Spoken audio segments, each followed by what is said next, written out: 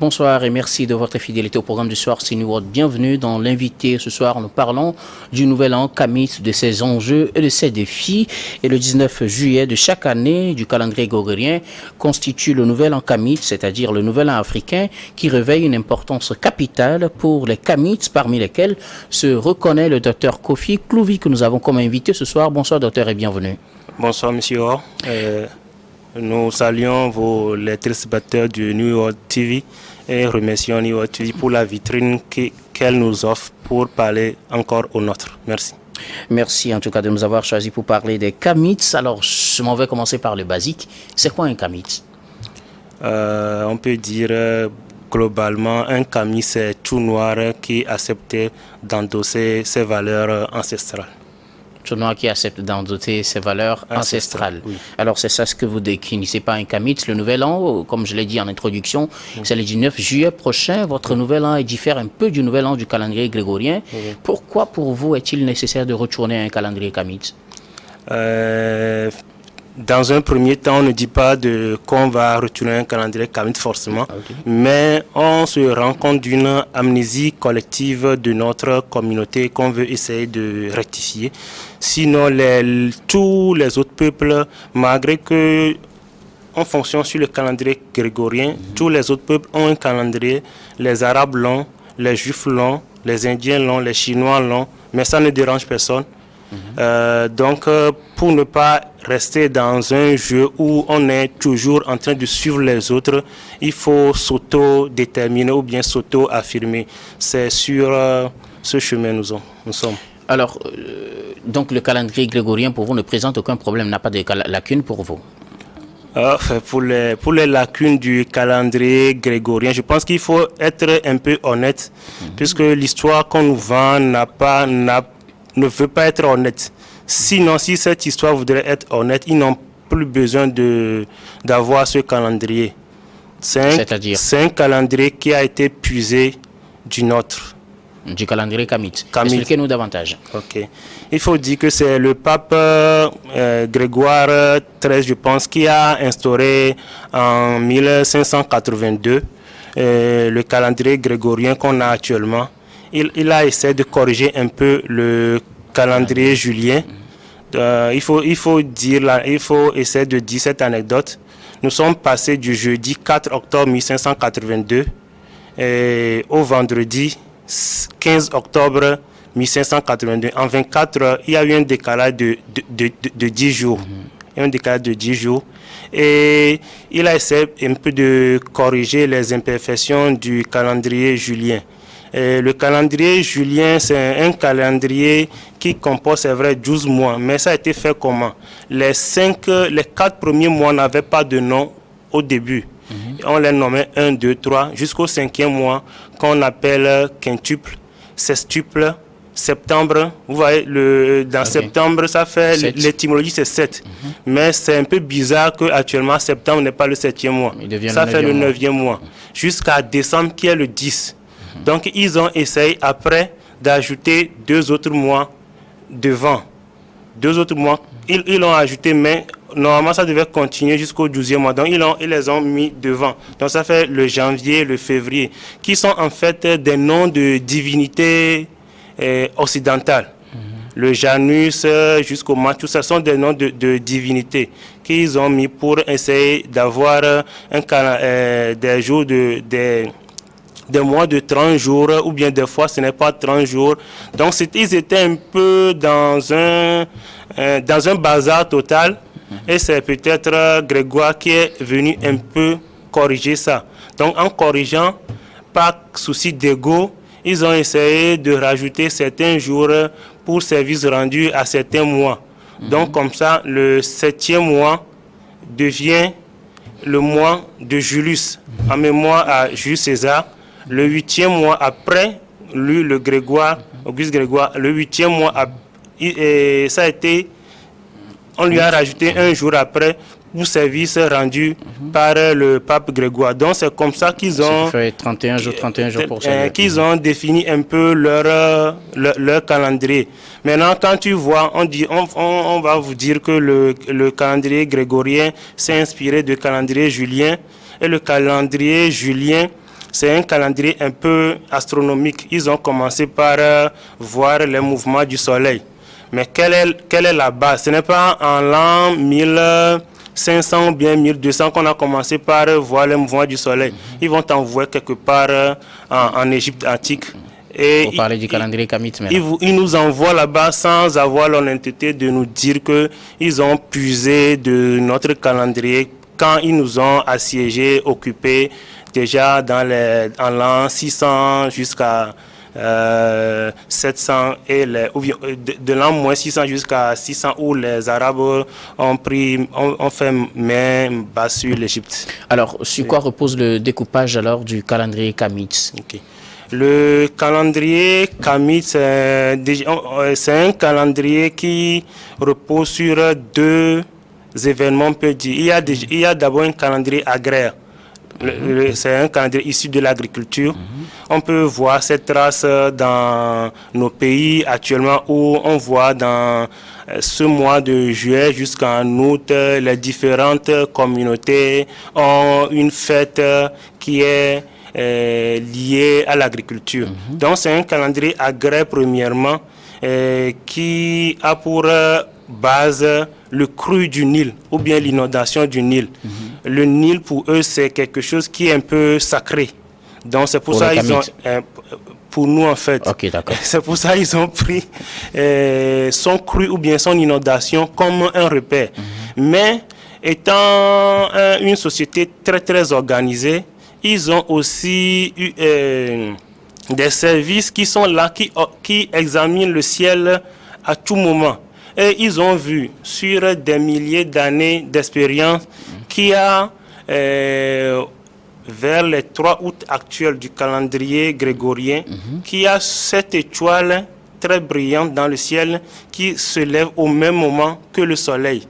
Donc c'est après plusieurs expériences et après plusieurs constats de cet événement qu'ils ont en l'an 4230 décidé de mettre sur pied un calendrier en bonne et due forme.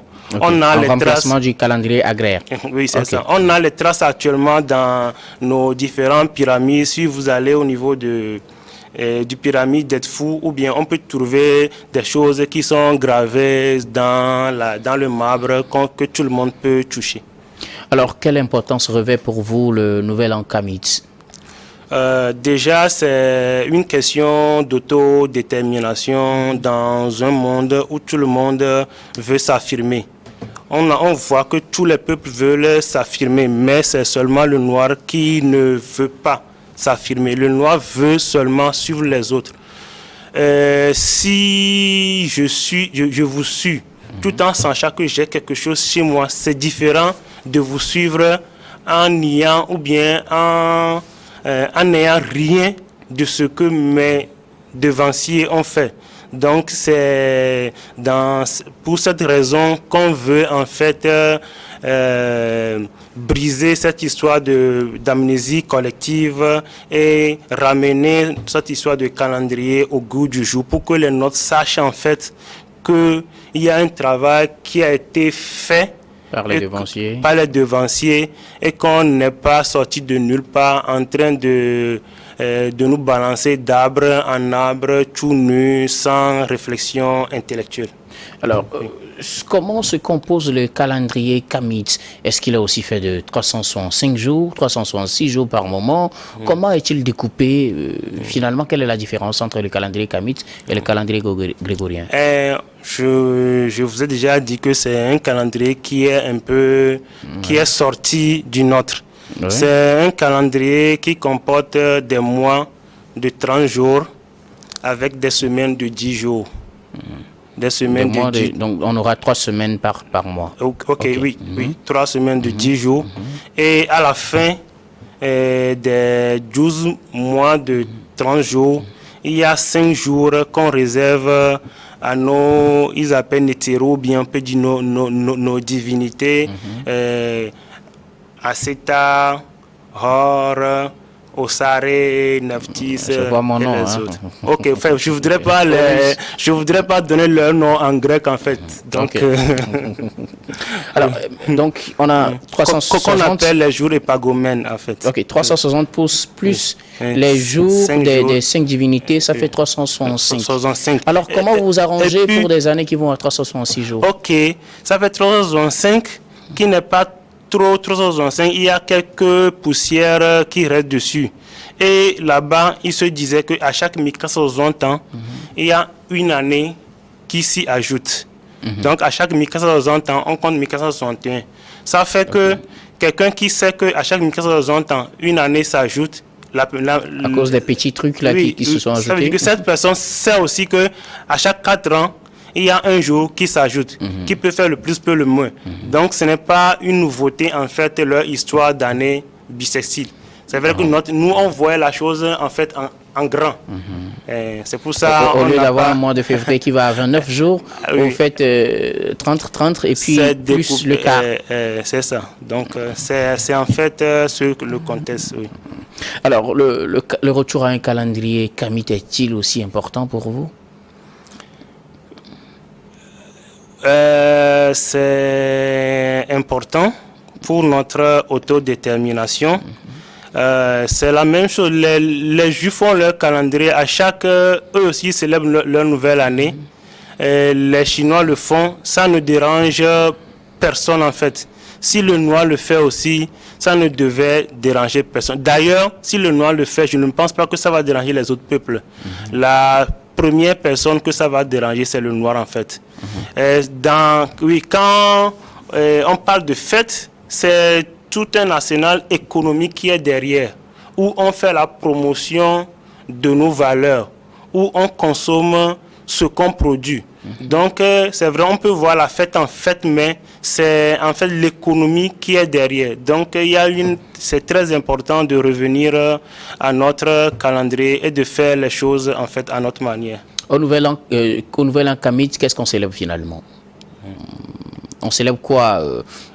Déjà, on célèbre le début d'année. On remercie la terre, le ciel, l'eau, le feu, nos divinités pour avoir été aux côtés de nous, à côté de nous pour avoir de bonnes productions agricoles. Normalement, si on respectait bien les choses, on ne peut pas finir une année et commencer par manger ce qu'on a eu de nos récoltes en désordre.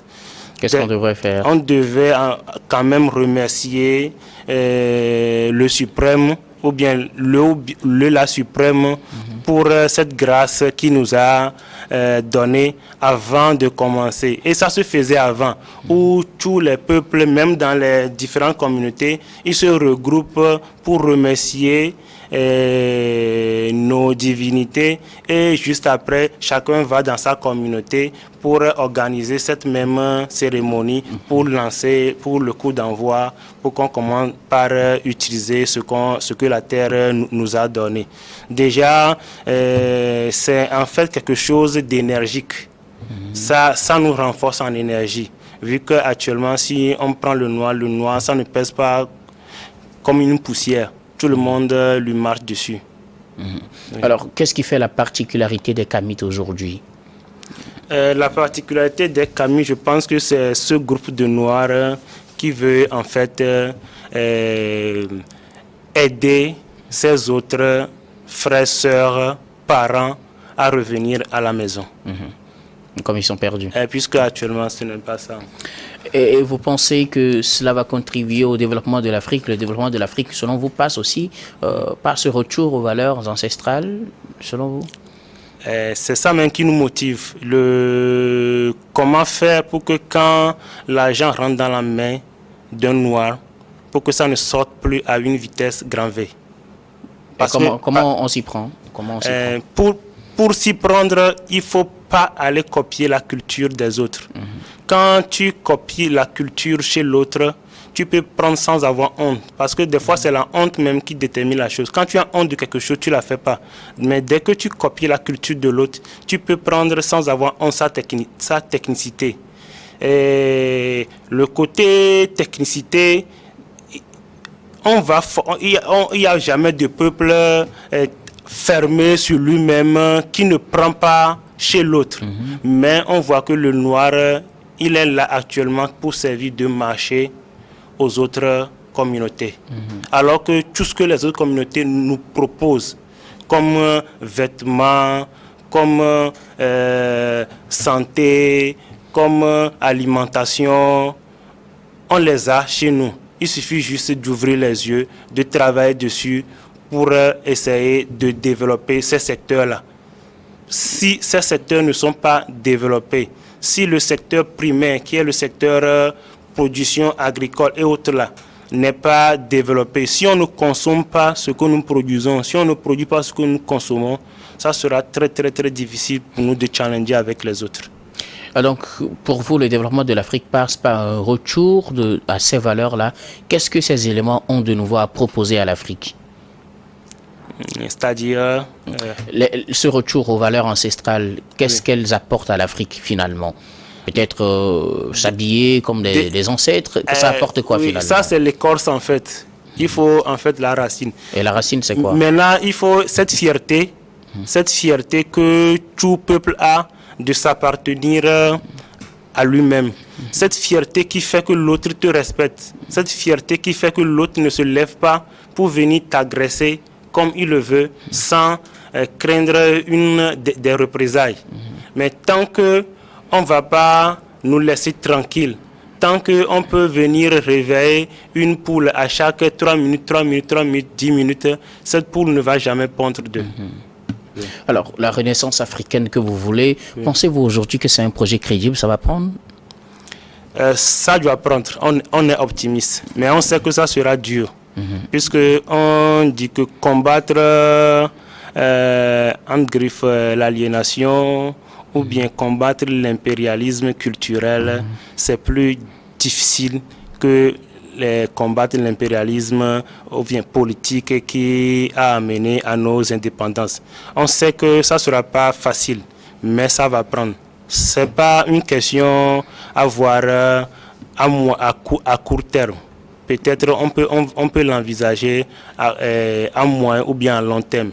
À moyen terme, si les décideurs décident d'aider le peuple, si les décideurs qui ont la force sur notre éducation, sur notre programme d'enseignement, décident de revoir ce programme d'enseignement pour mettre l'Africain au centre, pour mettre l'Afrique, ou bien Kemet, pour être encore plus originel, pour mettre Kemet au centre de notre système éducatif. En quoi va consister cela de façon plus concrète pour nous qui ne comprenons pas grand-chose? Qu'est-ce qu'il faut inclure, par exemple, dans le système éducatif? Il y a beaucoup de choses. Je vais donner l'exemple terre à terre du théorème de Pythagore et de Thalès. C'est des choses que les gens sont venus copier pour nous. Des livres sont sortis depuis les années 1880-1954 sur ça, qui attestent clairement que ce sont des théorèmes qui existent déjà, que les gens comme Ramessou ou autres là ont copié sur des papyrus qu'on a gravés, parce qu'on a brûlé certains papyrus, mais d'autres sont actuellement dans leur musée, qu'on a gravés dans de la roche. Mais si jusqu'à ce moment, on ne continue pas à nous enseigner le théorème de Thalès et de Pythagore, si Hippocrate a repris intégralement des traités de médecine qu'on a sur des papyrus, mais on continue de considérer Hippocrate comme le père de la médecine. Moi, je pense que les autres peuvent le faire parce que c'est une question. On est dans un monde de combat en fait. Les autres peuvent le faire, mais nous n'avons plus le droit de continuer ça. Ça fait que si on nous apprend ces choses-là... Peut-être qu'on change le nom de la théorie, du théorème de Pythagore, qu'on lui change de nom, ou quoi? Qu'est-ce que vous proposez concrètement? Pourquoi laisser la personne qui a émis l'idée, qui qui est le père de la chose et venir citer tout le temps la personne qui l'a copié. Ça fait que le noir se sous-estime. C'est une question d'ego en fait qu'on veut réveiller chez le noir. Le noir aujourd'hui pense que à part le football, à part la musique, à part la danse, il ne peut plus faire de travail intellectuel. Mais tant que la matière grise n'est pas dense et ne fonctionne pas trop, les matières premières aussi, ça ne va pas nous servir. C'est comme quand tu vas en brousse, tu vas prendre des choses à côté des gorilles, tu ne t'accuses de rien. Pour toi, les gorilles n'ont pas droit à cette chose-là. C'est actuellement, je ne sais pas si on nous prend pour des gorilles sur ce continent, mais je me dis que ce n'est pas loin des gorilles. Puisqu'il y a beaucoup de choses qu'on prend chez nous. Mais et dont on ne s'inquiète pas. Personne ne s'inquiète. Cette renaissance africaine que vous prônez, quelles seront les conditions générales pour qu'elle puisse avoir lieu? Dans quelles conditions on pourrait espérer que cette renaissance africaine ait lieu? Déjà, c'est une question d'éducation. C'est une question d'éducation. C'est une éducation que chacun doit faire à son niveau. Dès qu'on est conscient de la chose, on doit s'y mettre. Parce qu'à côté de ça, c'est une question de survie. Si depuis qu'on nous a envahis et la position des Noirs se rétrécit sur le continent, ça veut dire qu'il y a une question de survie physique qui est derrière cette histoire. Donc chacun doit pouvoir éduquer son prochain dès qu'il prend conscience. Mais ça, c'est fait à un niveau plus bas. Mais le grand niveau, la grosse artillerie, c'est que nos pouvoirs publics prennent, je ne vais pas dire prennent conscience, mais s'emparent de la chose pour essayer